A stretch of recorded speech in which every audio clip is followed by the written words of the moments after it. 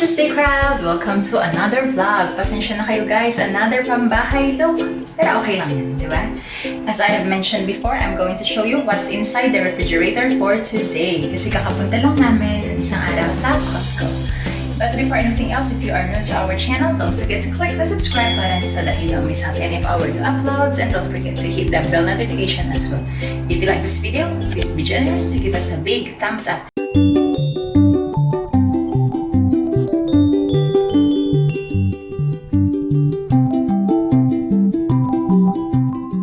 Tara, labas na tayo. Pakita ko na sa inyo kung ano ang laman ng ating refrigerator.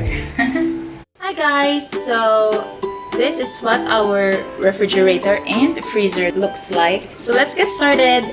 So, binili namin to guys mga 7 years ago. Panasonic brand. And sobrang saya namin kasi malaki ang natitipid namin na kuryente dito. So, these are just the magnets that we bought before. Yung mga places na napuntahan namin or mga napuntahan ng husband ko dahil sa kanyang business trips. Ito yung magnetic pad wherein the surface is like the whiteboard where we can take some notes na like yung mga items na kailangan namin i-replenish sa loob ng refrigerator. So let's go inside the refrigerator. Dito may kita natin, open natin yung kabila. Ayan, ayan ang itsura ng ating refrigerator. Disclaimer guys, I did not arrange anything inside, so let's just take a look what's inside the refrigerator. So this is the apple cider vinegar. And ito, in case pag nagkasakit ang mga bata.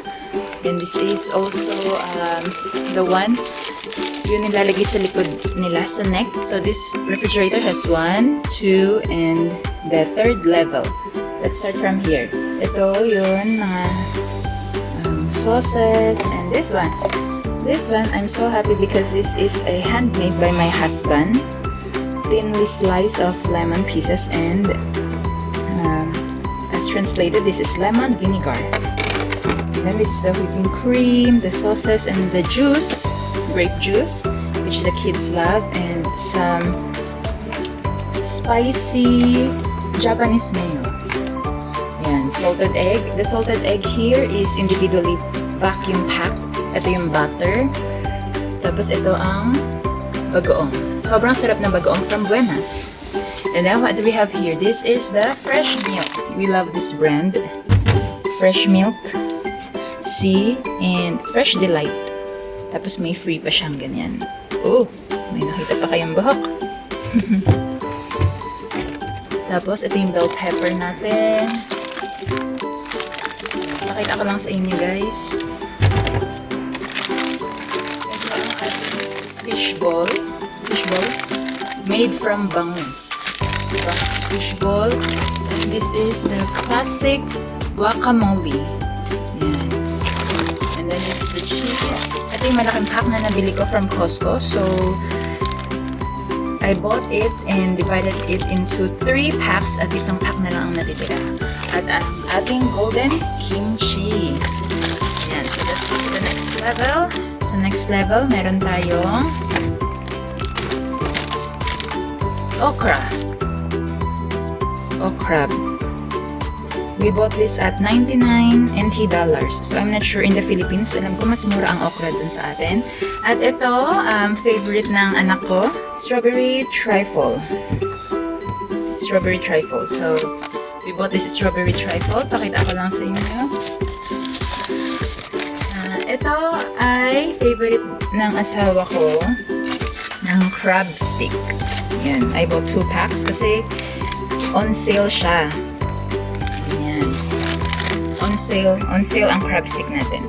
Tapos ito nilagay ko lang dito sa ref kasi hindi na magkasya sa freezer. Mamaya papakita ko sa inyo bakit hindi na siya magkasya sa freezer. But supposedly this big packs of french fries, classic french fries, kailangan na sa freezer siya. Pero kakalabas ko lang ito kahapon. Ito ang favorite ko, hummus, garlic flavor. It's really a good dipping sauce. This one, good vitamins for the kids, but 3 years old and up ang pwede gumamit nito. At we have here yung bamboo shoots, the cucumber. And ito naman, meron din tayong jackfruit. I bought this jackfruit from the Filipino store. And ito, meron din tayong golden bread spread, garlic flavor. Ito ba? Ito, meron din tayong fermented black bean. Ayan, pasok lang natin.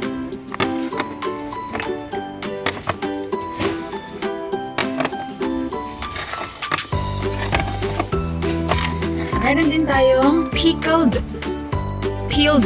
chili. Pickled peeled chili. Ayan, masarap din siya pang ulam sa kanin. Meron din tayong fruit yogurt, orange flavor. And we have here honey. Ayan, honey. Meron pa tayong isang mas malaking honey. Nasa baba siguro. Ayan, lagay ko muna siya dyan. And we have here the Best Foods mayo. Real mayonnaise, this big. And we have XO, pang-ulam din sa kanin. And chili with garlic. This is Nutella. And this is the salsa. Ayan, salsa. So, ayan. So, ayan, binalik ko ulit. Kasi tapos na tayo sa first level, second level, and now we're on the third level. Again, this one is chicken wings. Ayan. Roasted buffalo style. Nilagay ko dito kasi lulutuin ko na ngayon. Tapos na natin. Tapos ito, yun, classic Taiwanese onion pancake. So, dapat sa freezer din. Pero nilabas ko muna kasi hindi kasha. And this one, our family's favorite, the frozen bun roast pork. Pang breakfast to, kaya nilabas ko na rin. Kaya lulutuin ko na ngayon. This one on the third level, ito yun, malaking honey. Now, ang bilis maubos ng honey. Pakita ko sa inyo. Maganda ang honey sa pag-clear ng phlegm and sa mga taong may asthma. This one, marshmallow. Gustong-gusto ng anak ko to. Lalo na pag nire-roast. Ito yun. Ito yung leftover congee ng anak ko. Ayan. Ito ay ang kanyang pagkain kahapon. Pero tatapon ko na. Leftover na. At meron tayong miso paste or soybean paste. It's very good, soybean paste. And we have 4 butters here. Yan, pakita ko gano'ng kalaki. Yan, 1 pound siya. 1 pound per block. So, that's it. Oh, dito. Section to ng for the eggs. Kasi dry place dito. So, we have tons here. Tapos, meron tayong 16 pieces of eggs here. The free-range eggs. So, close na natin ang ating refrigerator. So, let's go to the next. This is the dry area. So, around mga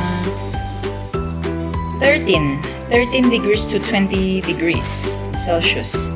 So, this is the leftover onion, the lemon, and then the button mushroom.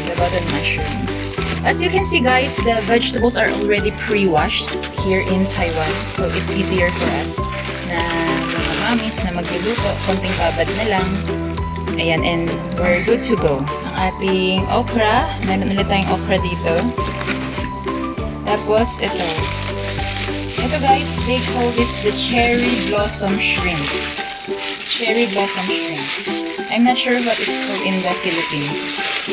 Heavy yata tawag. I'm not sure, but that is the cherry blossom shrimp. And it's very good. Nasahod pang luto.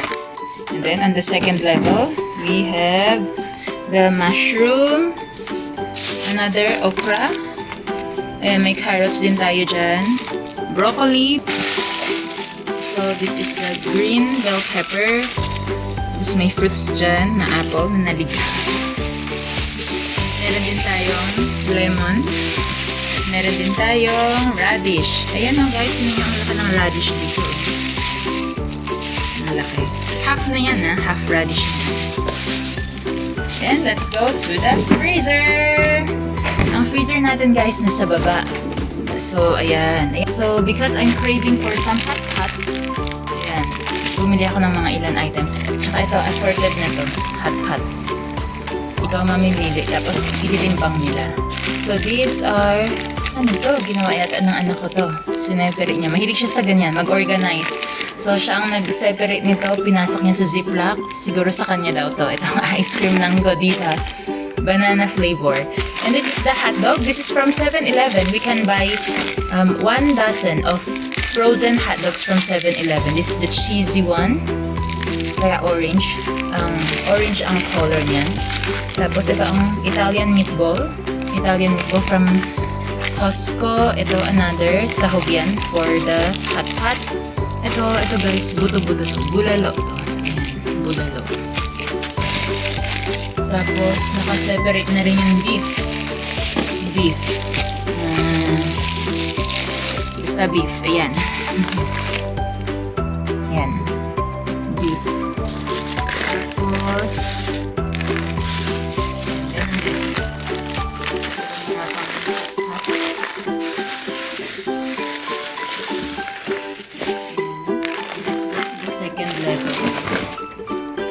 on the second level, we have ice cream. This is honeycomb ice cream.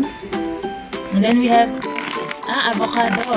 Frozen avocado. Ayan. This one, sobrang helpful to, especially sa mga mommies kasi ayan, yan yung mga garlic na nakabalat na.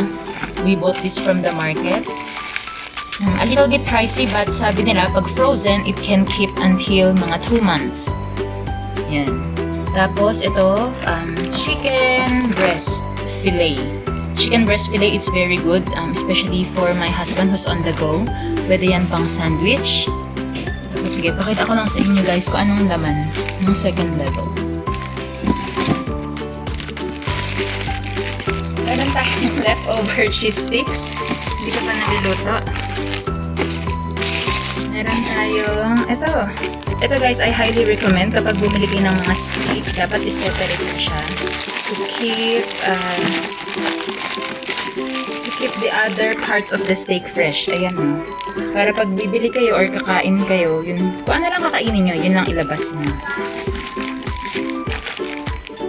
Ayan. So, ito siya. Hindi ko alam kung nakikita nyo guys, medyo frozen na siya. Hindi pala medyo nag-frozen na talaga siya. Ayan. Ito yung steak na may mga buto-buto.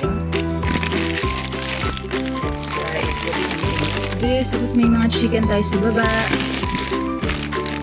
Ito, may 1 piece of salmon na natira.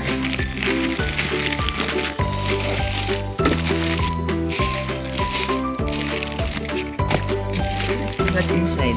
Ayun. Ito guys, yung bangus.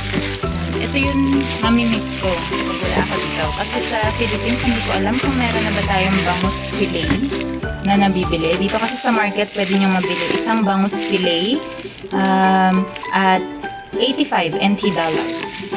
So, I'm not sure sa Philippines kung how much. Ito yung mga beef parts din natin. Ayan. So, ayan, ang dami kong bangus. Kasi favorite talaga namin yung bangus. We can do salpikaw, daing, sisig na bangus. Ayan. Tapos, last ay ito. Ito, favorite ng asawa ko tsaka anak ko. Ang scallops. Ayan. Tig 1 kilong scallops. Sige, pakita ko nga sa inyo itong scallops na to. Bakit gustong-gusto nila? Ayan. Nagbi-dip yun freezer kasi kailangan ko na daw i-close to save electricity. So, ito pakita ko lang guys, yung scallops, it looks something like this. Ayan, kailangan ilagay siya sa negative 18 Celsius, which is freezer is the perfect place to store. So, ayan. Hokkaido scallops. So, frozen scallops, 1 kilo per box. So, I think that's about it guys. Sarado na natin.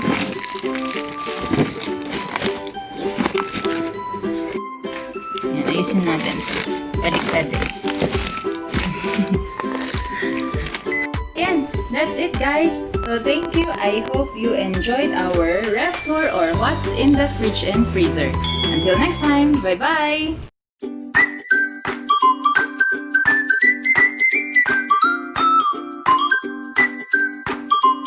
Bye. Thank you for watching.